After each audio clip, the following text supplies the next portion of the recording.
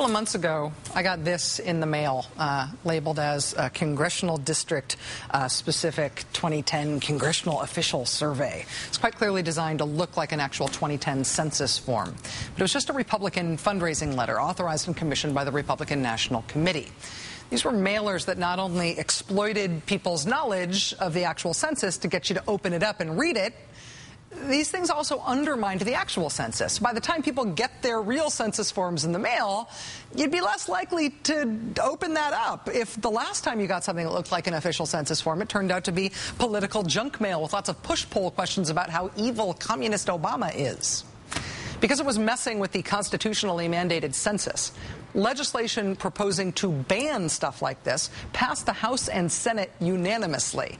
The law was signed by President Obama on April 7th. The law made it a crime for the U.S. mail to deliver an envelope from a non-governmental entity that had the word census on it unless, number one, the solicitation includes disclaimers that it is not a government document, and number two, the envelope includes the name of the entity that sent the solicitation and an accurate return address.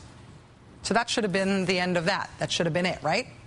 Except, as we reported on the Maddow blog on Thursday, people are still getting fake census mailers from the RNC. Talking Points Memo also reported today on one such mailer sent to a voter in California. Several of our viewers from Washington State sent us fake census mailers they'd received. They all had exactly the same 2010 Congressional District census letter that the RNC had sent out in February. All of them were dated April 12th. 5 days after President Obama signed the anti-fake census mailer bill into law. One viewer sent us the entire package she received, including the fake census questionnaire with the same questions as the February mailer, and the same appeal for donations under the heading Census Certification and Reply. Even the envelope, which instructs the recipient, do not destroy official document, even that contains the term census document. And while there is a note that says it is not a U.S. government document, nowhere on the envelope does it say that the RNC is responsible for these mailers. Census document registered to, deliver exclusively to, do not destroy official document, says nothing about the fact that it comes from the Republican National Committee. No return address on the envelope. This would seem to violate the provision in the new law mandating that both of those pieces of information be on mailers like this. But the RNC spokesman, Doug High, told us today that while he couldn't go into the detail about the rationale that was used because they don't divulge internal decisions about things like fundraising, the RNC's legal department thinks that their mailers don't violate the new law. The law that everybody thought was written specifically in response to their creepy fake census mailers. And so they are continuing to send them out. Joining us now is the original sponsor of the Prevent Deceptive Census Lookalike Mailings Act, Congresswoman Carolyn Maloney, Democrat of New York. Congresswoman Maloney, thank you so much for being here. Well, thank you for raising the attention and putting a spotlight on this violation. Well, let me ask you about the overall rationale here. How much damage do you think that mailers like this do? Why do you think it's important that something like this be banned? Oh, well, we're still in full swing with the census, and it's very deceptive, and it's sad that the RNC is trying to make a partisan buck over and trying to deceive people in the process. We need an accurate account, and this is totally misleading. Do you agree with the Republican National Committee's legal department that this latest census mailer that they've sent out after the law was passed, that it doesn't violate the law?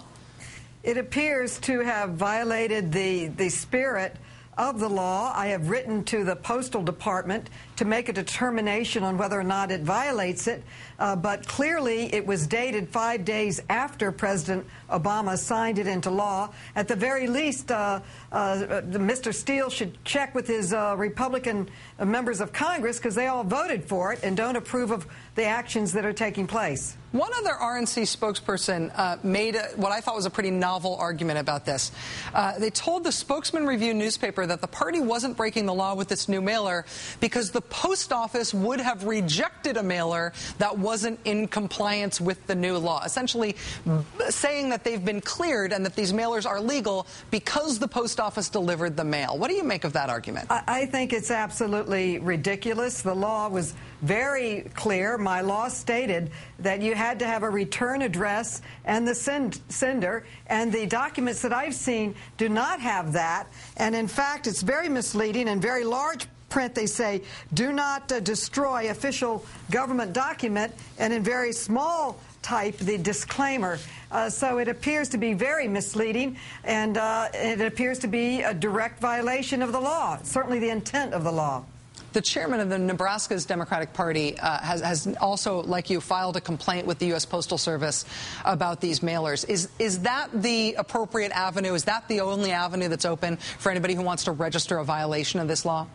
They should write the Postal Department and ask for clarification. That is what I have done, and Chairman Clay and other Democrats, to get a determination officially from the Postal Office. It appears definitely not to reach the law that we passed, but there may be other mailers out there that are different, that do have the RNC as the return address. The ones that I have seen that have been sent to me do not have a return address. They do not have a sender. It says census, so it appears to be in clear violation of the law. Well, and it happened 5 days after it passed unanimously and was signed into law by President Obama. Oh, well, what's a law signed by the president and passed unanimously by both houses of Congress? These things we swat away. Democratic Congresswoman Carolyn Maloney of New York, sponsor of the Prevent Deceptive Census Lookalike Mailings Act, which is, in fact, U.S. law.